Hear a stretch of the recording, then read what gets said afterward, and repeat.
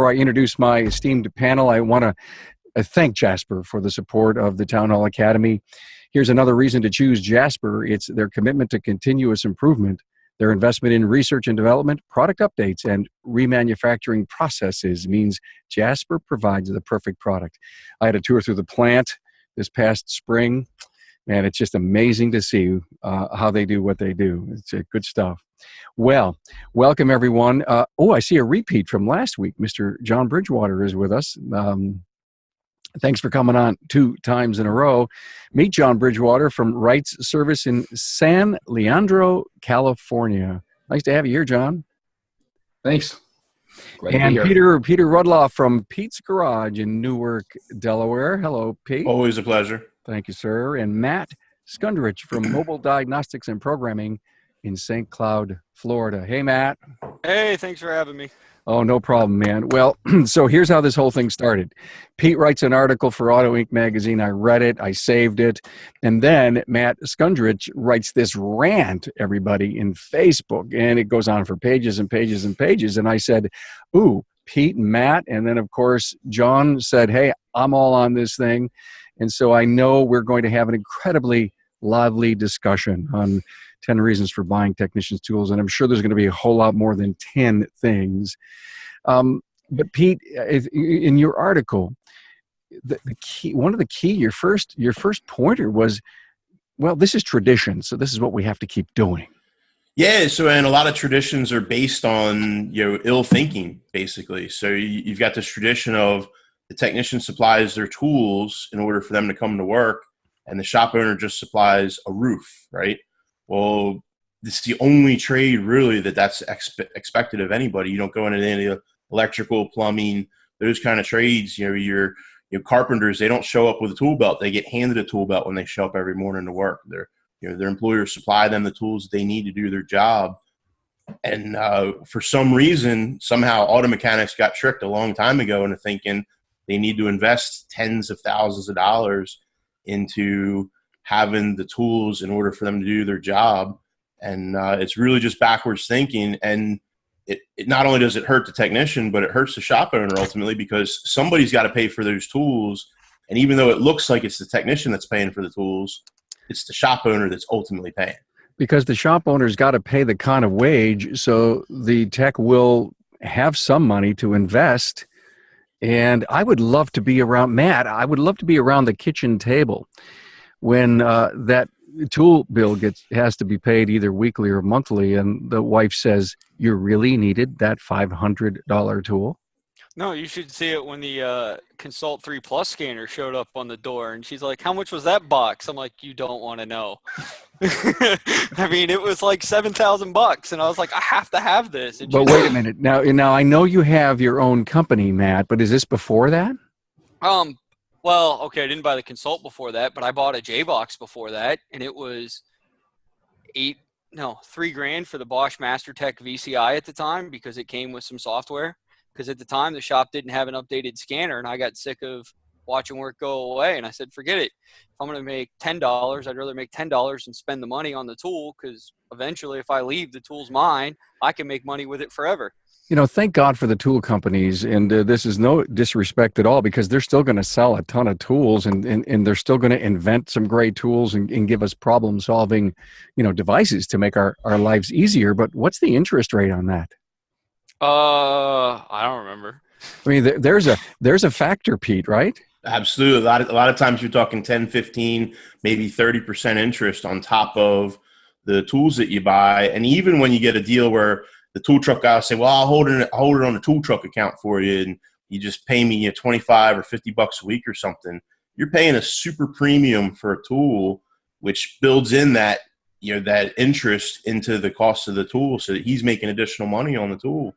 Somewhere along the line, the owner is paying for it. And I want to tell everyone that Pete buys the tools for his techs. Yeah, we supply every tool for our technicians. Right. John, how about you?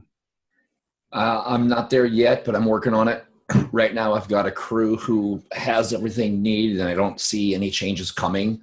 I may be hiring a guy next month, but he also already has tools.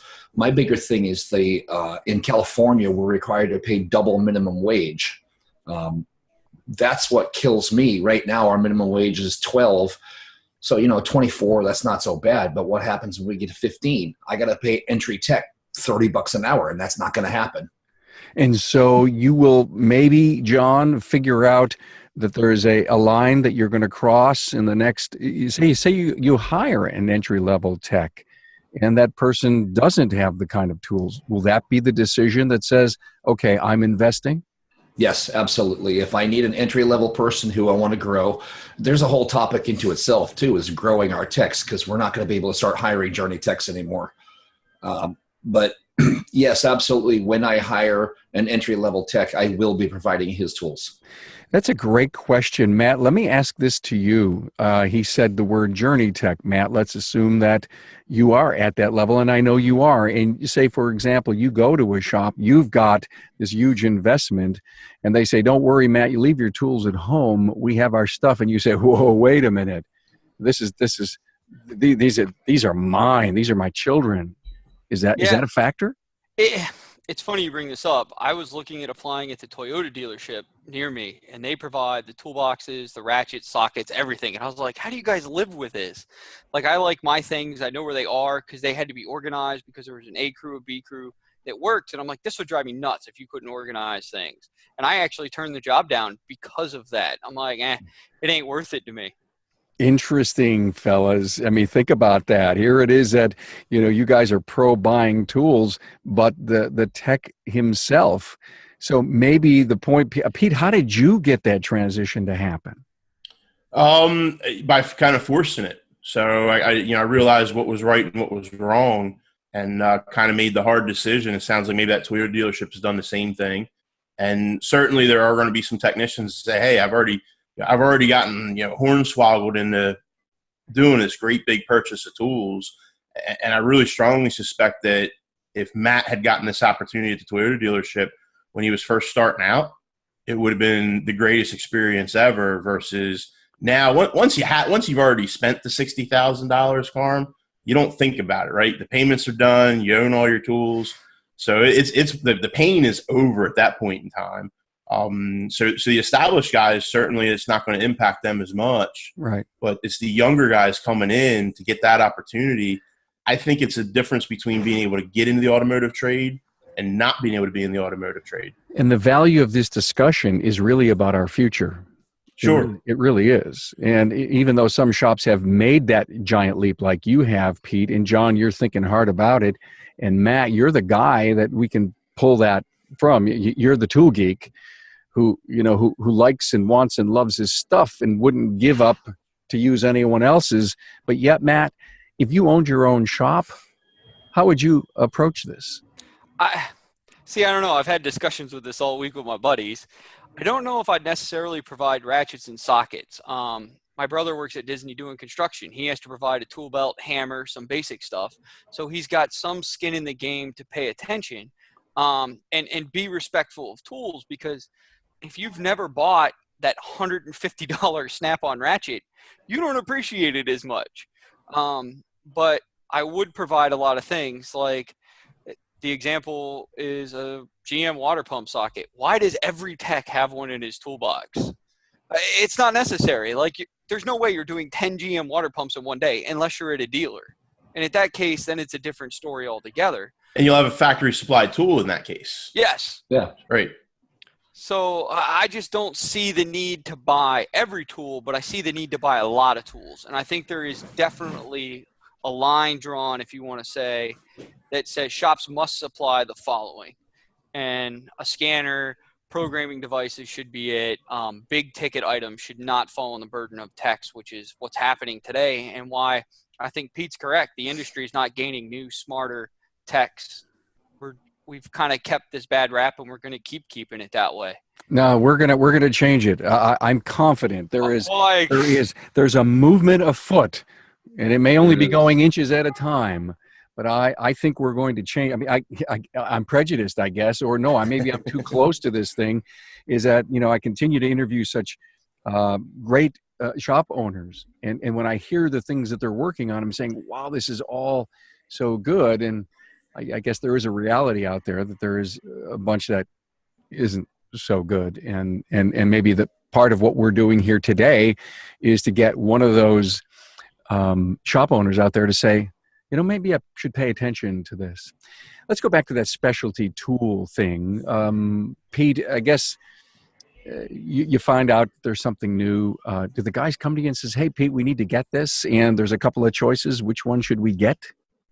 Absolutely. So my team is good about bringing me, hey, we got this tool that we're going to need. I'm a tool junkie, right? So a lot of times I'm buying stuff before, like I'm the bad technician in the shop that, that spends too much time on the tool truck, too much time on the internet, spending way too much time buying tools. Typically speaking, if we get a job that we've never done before, I've already researched, are there special tools that we need in order to do it?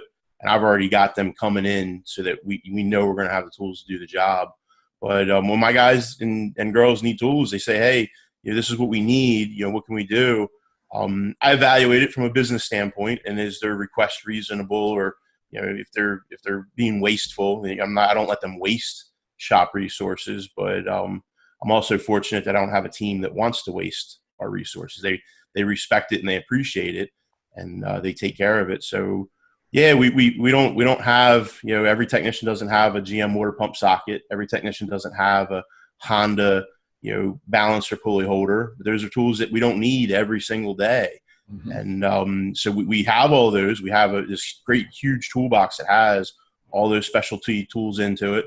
We have complete extra sets of tools set up, so when stuff gets missing, we can replace it instantly for guys, and just keep things rolling and efficient that way. Pete, do you allow your techs to have their own tools there or not? For the right tech, we would make the exception for it. So it just so happens that our current team, we supply all the tools for our current team. If we decided to expand out with a technician who made sense that would fit our team, and they had all their own tools, certainly we would make an exception there and bring them in and let them have their own toolbox. If they've already got them and they paid for them and et cetera, then I can understand them wanting to keep their tools. John, how far have you thought about bringing on a tech that you're going to supply tools to? For example, a young grad that you interviewed, and you say, my God, this guy was the top of his class. I have a great feeling about him. We're adding to our team. What would your investment be? Have you thought that far ahead? I wouldn't have a problem dropping 10 grand. I mean, that's a small toolbox, really. If you're buying Snap-on, go with Mac or Matco. It might be a little bit less, but I think 10 grand is a very inexpensive investment. Yeah, it's a big upfront outlay, but so what? You get over it. And it's almost like you'll have a greater choice. If you sit down with a couple of young techs, even a tech that maybe has the $10,000 box, but you've got a station and your tools invested, and you've got 20 sitting there. You've got a much bigger choice from the pool, the labor pool, for guys that don't have the tools. Right. So what that does, Carm, is that allows us to shop for high talent people, maybe not necessarily high talent automotive mechanics, but high talent and high quality people that are in other trades. So if you can fix a generator, you can fix a car, right? So if you're really, really good and you understand how electricity works and how nuts and bolts work and things of that nature, and you can fix a 20,000 watt generator, we can pull you into the car business, but you might not have the tools to be able to do it. If you can work on forklifts or aircraft and things of that nature, and you don't have tools, well, now it expands the quality of the overall people that we can look for. And believe me, other trades are doing it to us. Other trades are shopping the automotive trade, because to work on cars, you got to understand engineering, fluid dynamics, electricity, so much that you have to understand to be an auto mechanic, that a lot of times you can go from being an auto mechanic to another trade, and you're only using 1/5 of your horsepower to work in that other trade. Yes. For example, a podcast alumni left to go to work in the forklift repair business. Sure, right. And they stole them for a lot of the reasons we're talking here. Right. The advantage other companies have, or other trades have, is that they offer the tools, they offer the training, they offer the benefits package that in many cases doesn't exist in our world. Yeah, that was it too. Was And it paying should benefits. exist. Yeah. It should exist. There's no Absolutely. reason that we can't offer that. Absolutely. Now, So go ahead, Matt. sorry. Now, if I was new, young, just finished UTI, because I went to UTI, and I had just graduated, even if I had spent money like I did on tools, and I met somebody like Pete or John, and they were like, look, man, we will provide you tools. You come here, we provide training, we provide this and this and this. I would have just said, okay, I'll be there tomorrow. Like, if there's shops out there that can hire these young guys and provide the training that we're not getting in the aftermarket, in my opinion, especially in the Orlando area. I mean, there's not a lot over here. They could hire some really sharp young guys from these schools and get big dollars savings, because you can hire a young tech, train him to be a top A tech. You've paid for his tools, so you know you can pay him a little less, but you still got to pay him fair because it's a skill trade. Sure. But it's a win-win-win for the shop owner and the tech. I mean, I don't see why young kids aren't jumping on it. And if you look at it from the standpoint of an ESO as well, which I kind of have two feelings about this, but as an ESO, if I'm providing my tools or the tools for the technician and they want to leave, it's harder for them to go anywhere. Certainly. Now, eventually that won't be the case, I think, as this catches on, but certainly early adopters, it's another advantage for early adopters of this kind of philosophy is it helps lock your team in. It gives them one more reason to stay and makes it harder for them to find a good place to go to. So it's all about making your shop better, a better shop. Let's talk about the personal stress of not having the big payment, Pete. Have your guys ever come up to you and says, man, just thanks for doing this. I don't have to face the payment and worry about where I'm going to get the money for the next tool?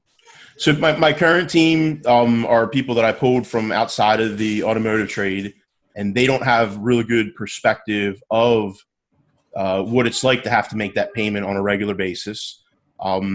One of my guys has a little bit of perspective because he was in another shop for a short period of time. He was at my shop and he left and he came back.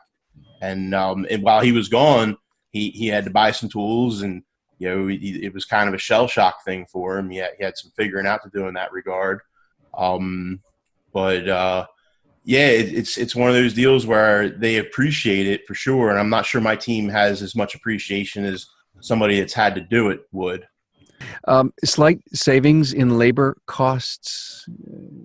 So from an economic standpoint, you can pay a technician a little bit less money than you would pay a technician that has their own complete tool set, and they'll net more money than they would if they had to buy all their own tools. If they're spending $10,000 a year on tools, and you're paying them $5,000 a year less than they would have made otherwise. They're going to net $5,000 more. You're going to save $5,000 more. So it's a win-win-win. Let me add another thought to that too. I have a guy who I challenged to write a goal poster. So he did, which was really cool because I didn't think I'd get it from him, but he did it. Part of his goal was to get some stuff paid off.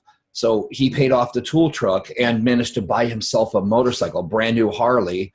And right. He's been a much better employee when he doesn't have that debt hanging over him anymore. Right. You feel like you're working for tools. Yeah. So that's tough. I've been there. I've been the technician spending $350 a week on tools. So I know what that's like. I know the heartache of that and the stress of that.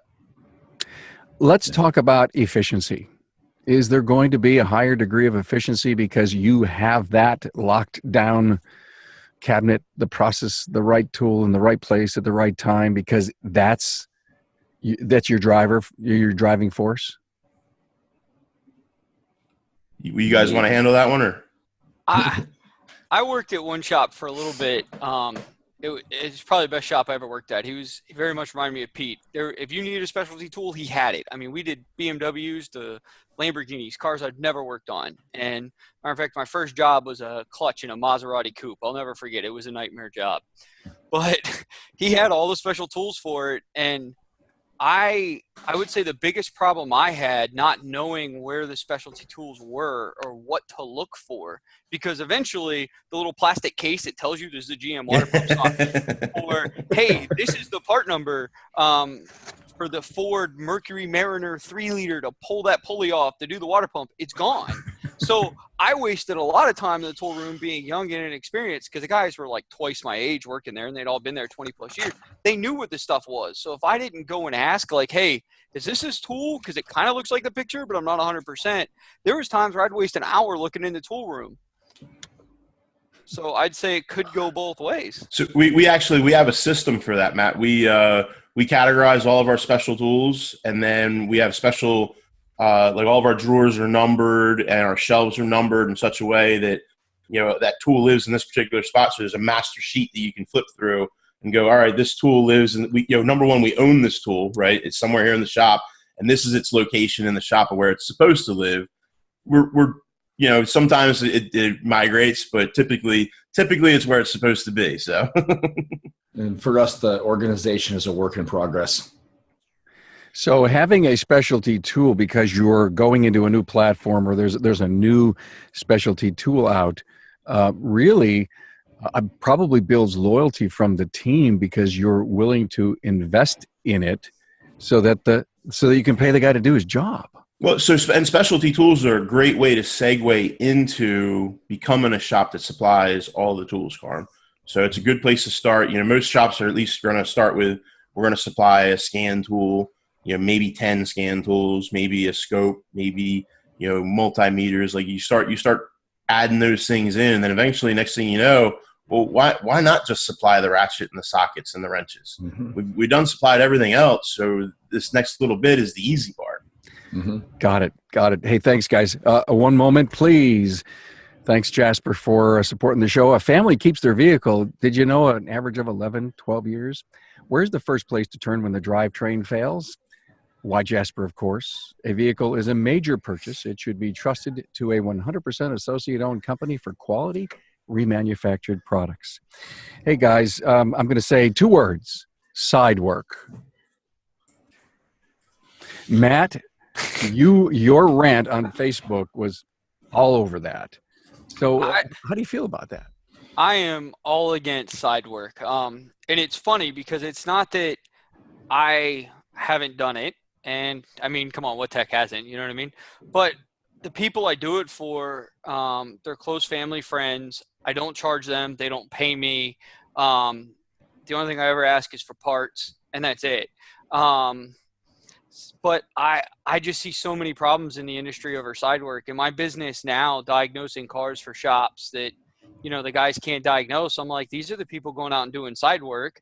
They can't diagnose a car in the shop with all the right tools. How in the world are you diagnosing a car outside the shop without the right tools? And it just drives me nuts. And I feel it's a twofold cut down. One, the first problem is you're selling your labor way too cheap. I mean, these guys are out there doing it for a flat rate of, I'm going to say $30 an hour.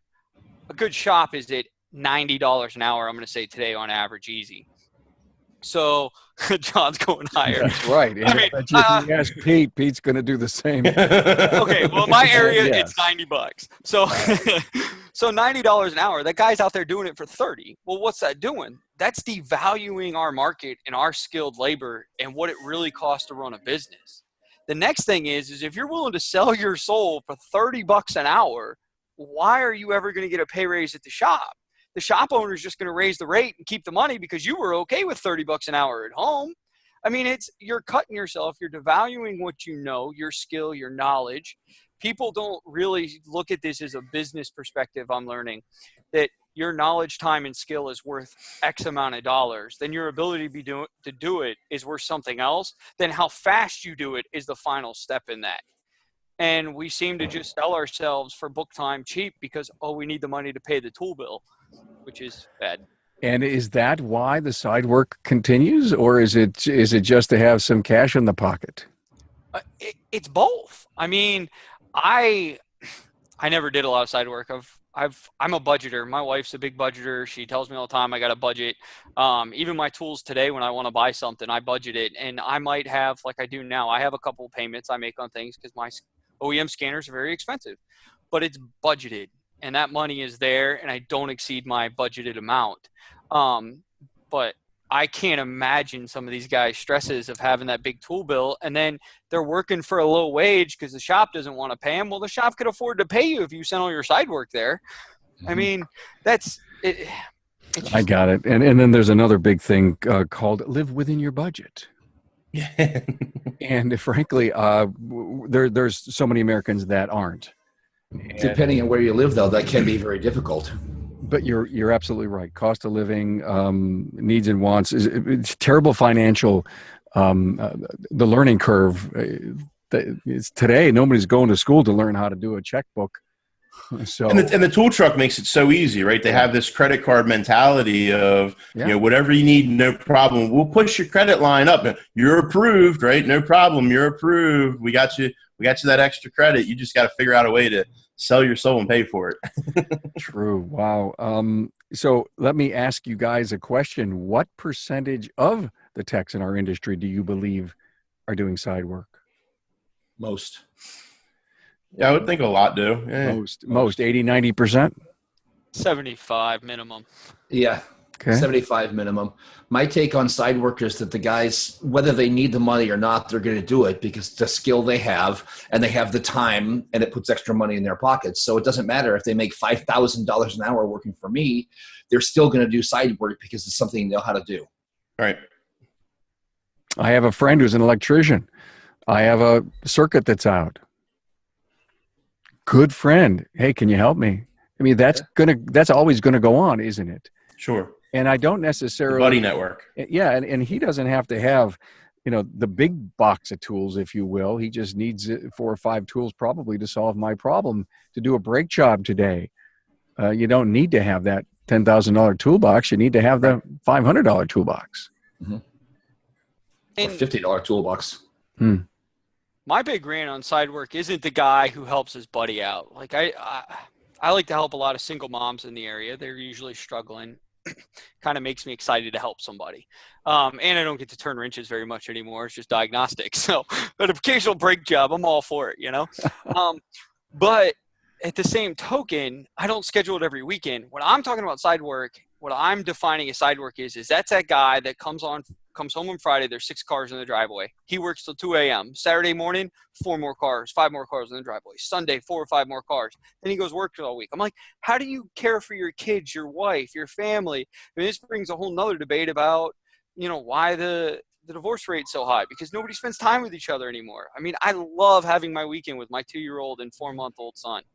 There's not enough money to pay me to take that away anymore. Before I had Pete's Garage, I was that guy. So I would work at the dealership 8 hours, and I would go work 8 hours every evening working on cars just about. And, as much of a shame as that might be, it allowed me to pay for creating Pete's Garage too. So it's a tough situation there, because I know for sure if I left Pete's Garage and went back to work at a shop, I probably would do side work again. So the money was good, and I enjoyed it. And now, granted, now I am a dad and a husband and all those other things that I wasn't then. So then it was just me. So it was really just about making money and setting up my future then. I certainly don't work nearly as hard now as I did 20 years ago. Same here. Do shop owners, anybody know shop owners that say to their team, hey, listen, we're doing a Monday through Friday. I really, really want you to have, a good work-life balance. I want you to enjoy your weekend. I'm providing you tools, or I'm not. It doesn't matter. Is that dialogue going on to, not to get the tech to do less side work, but to have them recognize, when you're here, I want you present for the 5 days, 8 hours a day? Right, yeah. So we're a 5-day-a-week shop. We don't do Saturdays, Sundays. We don't do late nights. I want my team to have their weekend and do what they want on their weekend. We take lots of holidays off too at my shop. And so take that time, and, if you want to spend it with your family, that's great. If you want to spend it at a second or third job, that's great. If you want to spend it doing side work, that's great, so long as it doesn't impact my shop. And it typically won't, because people that are working for somebody doing side work at a $30 an hour rate, they're not doing it for people that could ever possibly afford my shop. Bingo. And you know what, John and Matt, you just said that, don't do the side work, bring it here. They're not going to pay 90, 110, 120 bucks at that shop. Am I right? I agree, but here's the catch-22. If you could get the industry standard to stop doing it, these people are going to have to pay it, right? Because nobody's going to fix their car. And even the shops that are starting out that are cheaper labor rates, because I understand, I'm using $90 an average. So there's shops that are 60 and there's shops that are 150 in this area. And I get that. But if you could stop the $30 an hour guys to help boost the $60 an hour shops, maybe then that shop can afford to go to Vision or send techs to Vision because they had more income. I don't know. I dream big, but Yeah, you know what? I totally agree, but I also think it goes deeper than that. Where this isn't the forum for that, but I think business management and marketing and working on your business, not in it, is an awful lot to do with the guy who's at 60 and struggling. I mean, it's more than side work at that point. agree. Wow, and we could go on ad nauseum about that. Wow. Retention, Pete, you may have brought that up a little earlier, about having a guy think twice before he would leave you. Is that a factor? Well, I think in today's day and age, it takes more than money to keep an employee working for you. So money's a factor for sure. But I think you have to have additional things that keep people wanting to work for you. So every business, regardless if it's auto trade or otherwise, has to look at, what are we doing employee retention wise? Are we doing 401ks? Are we doing things that are, going to keep people wanting to stay here? And I think supplying tools, supplying training, hours that are, really appealing. I think those kind of things are the kind of pieces that keep people wanting to stay. And certainly with the tools, it makes it harder for a technician to leave in today's day and age right now. If the shop supplies all the tools, that's a couple $100 a week difference that they need to account for in their paycheck if they're going somewhere else. If they're moving to another shop, they're looking at a minimum $100 a week in tool payment, and a lot of times more in the $200 to $300 a week range. So if they want to keep their tool supply rolling and growing, I think that it would give a lot of guys pause to say, hey, this is a pretty good situation. Why am I even looking at other stuff? Because this works here. My boss supplies what I need. I get lunches, 3 to 5 times a week, and we get to do things the way we want to do them, do quality work on cars. I think that people just overall, who wouldn't want to work in that scenario? John, could you guess what an average weekly payment from one of your techs is? Anymore, I probably couldn't. I'm a little bit disconnected from that, but I'm with Pete. It's going to be at least 100 for anybody that's got anything worth anything. All right, so that's $5,000. Pete, I heard you mention 200. That's $10,000. Right.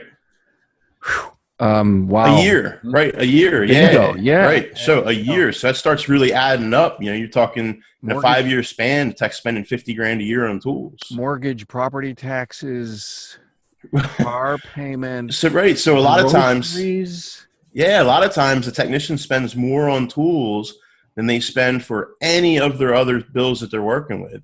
Sometimes if you got a nice house, maybe your mortgage is more, but there's also going to be scenarios where you're paying more for tools than you're paying for your apartment or the house that you live in. So, which is crazy.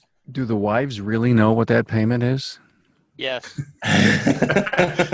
Not only do they know, but they complain daily.